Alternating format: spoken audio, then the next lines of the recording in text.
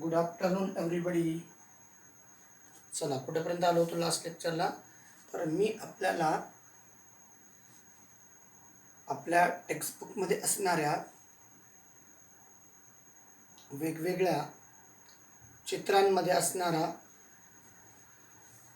Energy web किंवा food web हे represent करायचं होतं. हे तुम्हाला चेक करायला सांगितलेलं होतं. तर याच्यामध्ये एवढ्या प्रकारचे नेटवर्क आहेत पहा. त्याचा मी डायग्राम सेट केलेला आहे. पहिला नेट इथं पहिलं नेटवर्क आहे. पहिला फूड वेब आहे ग्रास, त्याच्यानंतर रॅबिट,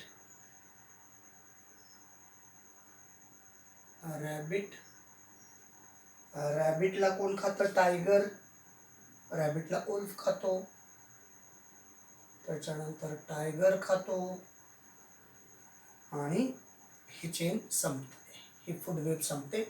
त्याच्यानंतर सेकंड फूड वेब आहे ग्रास ॲज इट इज. त्याच्यानंतर ग्रासला कोण खाते? आणखी ग्रासला कोण खाते? डियर. डियरला कोण खाते? डियरला दोघ जण खात आहेत. डियरला खाणारे टायगर आहे. त्याच्यानंतर डियरला खाणारा उल्फ पण आहे. ही फूड वेब या ठिकाणी स्टॉप होते. ओके. त्याच्यानंतर थर्ड फूड वेब आहे ग्रास, त्याच्यानंतर स्क्वेरल, ग्रास नंतर स्क्वेरल,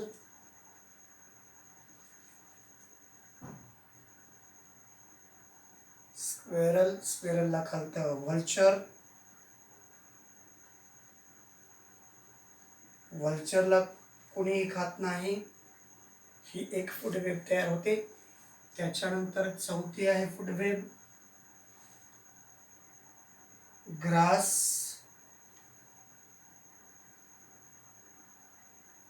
त्याच्यानंतर झेब्रा, आणि झेब्राला खातं टायगर.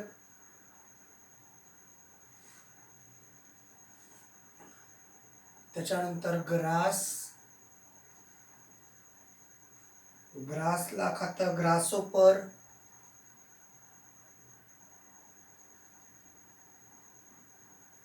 ग्रासोपरला खातो क्रो, आणि क्रोला खातं व्हल्चर. ओके. त्याच्यानंतर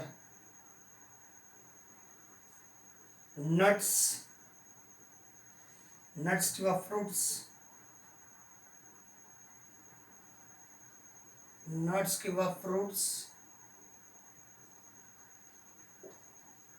याला कोण खातं? एक आहे स्क्वेरल आणि दुसरा आहे मंकी.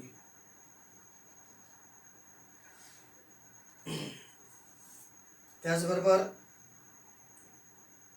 प्लांट ऑब्लिक ट्री याचे पण व्हेजिटेबल मंकी खातं, आणि बनाना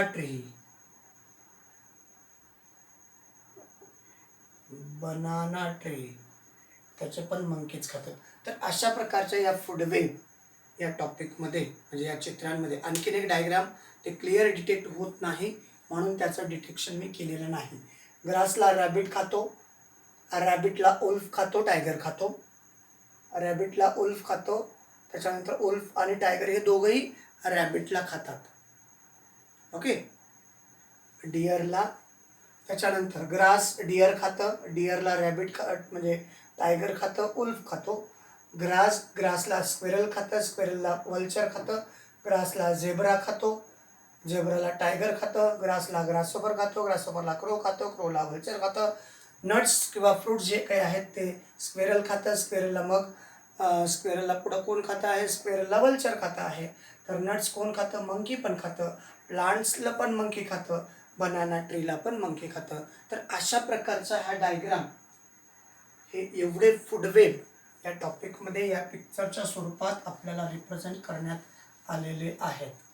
ओके, तर हा डायग्राम आणखीन एखादं चित्र ते डिटेक्ट नाही झालं, त्याच्यामुळं मी त्याचं कुठलंही डिस्क्रिप्शन या ठिकाणी मांडलेलं नाही. ओके, तर आपल्याला एवढं माहिती आहे की कोणीतरी कोणाला खातं म्हणजे एक दुसऱ्यावरती डिपेंड आहे. राईट, एक दुसऱ्यावरती डिपेंड आहे. कशासाठी? तर जगण्यासाठी. To live each and every living things which it depends upon food. So तर आता आपल्याला पुढचा कन्सेप्ट बघायचा आहे, द एनर्जी पिरॅमिड. म्हणजे आपण किंवा any living organism required energy, and this energy how to transfer from one person to another person, one animal to another animal. Just like a grass consists of energy, grass eaten by a rabbit consists of energy, a rabbit eaten by wolf, tiger, so also tiger consists of energy. So how all the energy is a transfer from one place to the another place, or one animal to another, one plants to. तर हे कशा प्रकारे transfer होतं, त्या कन्सेप्टला आपण energy pyramid असं म्हटलं आहे किंवा म्हटलं जातं. त्याच्यामध्ये काही स्तर आहेत. ट्रॉपिक लेवल म्हणतात त्या स्तरांना. each level in the food chain is called as a tropic level.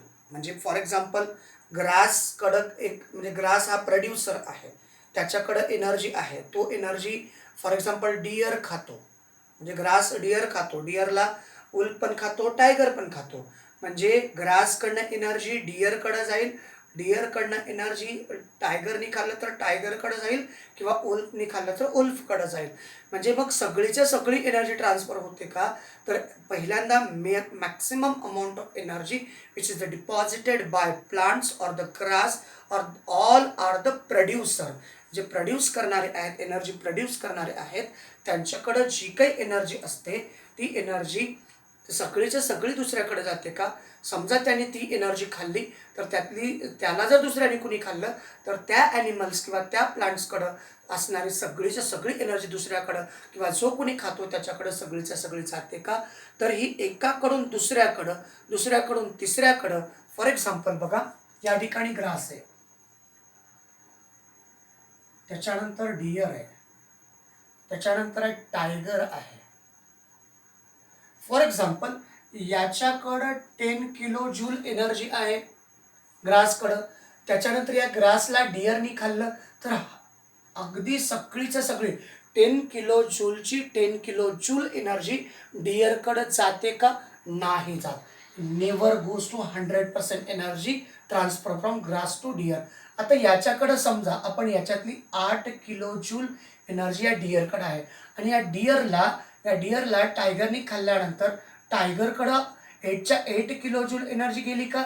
नाही. याच्याकडं अप्रॉक्सिमेटली 4 किलो जूल एनर्जी आली असेल, असा अंदाज आहे हे सगळं.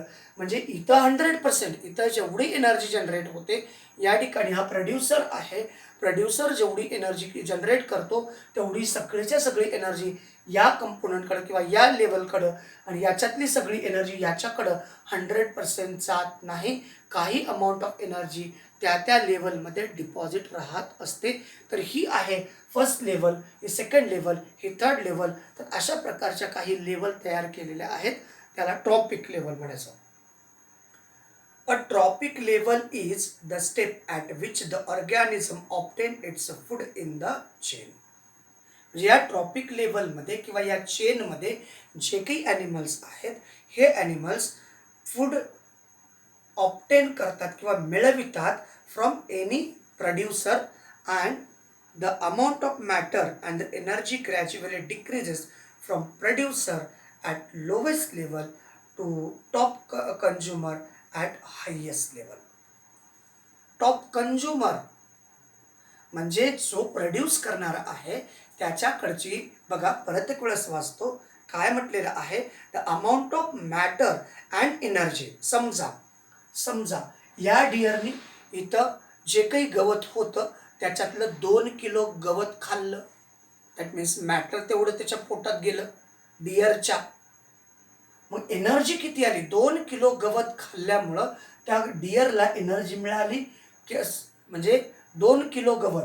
आता या सगळं काही गवत आहे, 4-5 किलो गवत असेल, त्या 4-5 किलो गवतापैकी 2 किलो गवत खाल्लं, म्हणजे या ठिकाणी 2-3 किलो आणखीन बाकी आहे. त्याच्यामुळे या डिअरकडं कमी अमाऊंट ऑफ एनर्जी गेली, मॅटर पण कमी गेला, मॅटर प्रोड्युसरचा मॅटर डिक्रीज झाला, एनर्जी पण डिक्रीज झाली प्रोड्युसरची. मग मुद्दा आपला कसा आहे बघा, the amount of matter and energy gradually decreases from producer. म्हणजे इथं जी आहे एनर्जी, याच्यातली काही एनर्जी इकडे आली, म्हणजे याची एनर्जी डिक्रीज झाली, दॅट इज अ प्रोड्युसर. प्रोड्युसरची एनर्जी डिक्रीज झाली आणि स्टेप बाय स्टेप काय होते, energy decrease from producer at lowest level. Lowest लेवलला जो काही प्रोड्युसर आहे हा लोवेस्ट लेवल, त्याच्यापेक्षाही आहे आणि ही त्याच्यापेक्षा हायेस्ट लेवल आहे, आणि एनर्जी डिक्रीज होते, मॅटर डिक्रीज होतं लोवेस्ट लेवलकडून टॉप कंझ्युमर ॲट हायेस्ट लेवलकडं. समजा हा टॉप कंझ्युमर म्हटला तर याच्याकडे एनर्जी जास्त असते. ओके, इथंपर्यंत पोचले सगळे.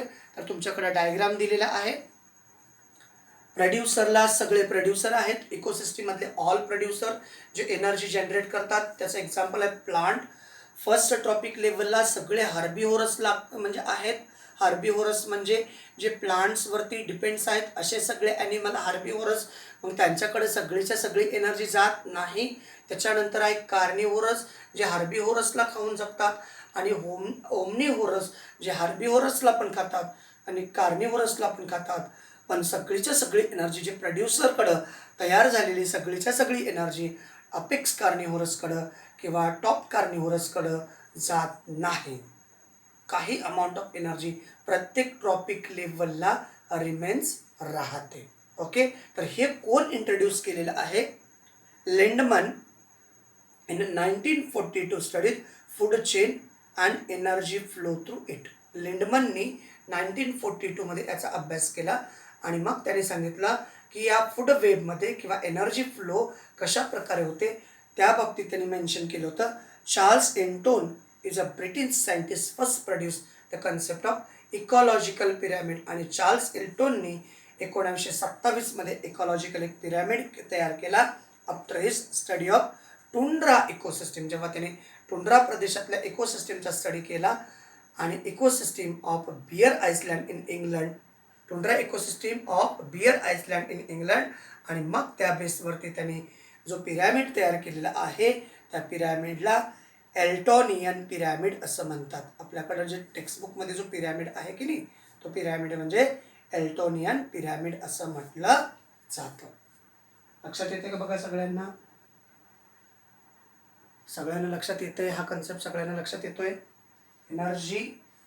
एनर्जी पिरॅमिड हा प्रोड्युसर, हा हर्बिव्होरस, हा फक्त गवत खातो, हा कार्निव्होरस, आणि याच्या पुढचे आहेत ओमनिव्होरस, म्हणजे हार्बिव्होरसला पण खातात आणि कार्निव्होरसला पण खातात, त्याला म्हणायचं ओमनिव्होरस.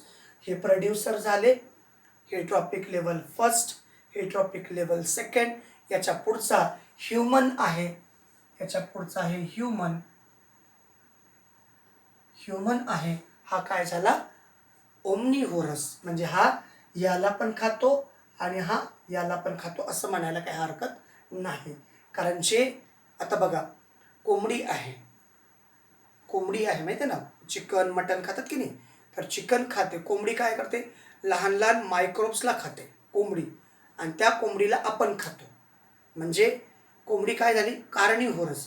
आणि आपण काय झालो? आपण सुद्धा कार्निव्होरस.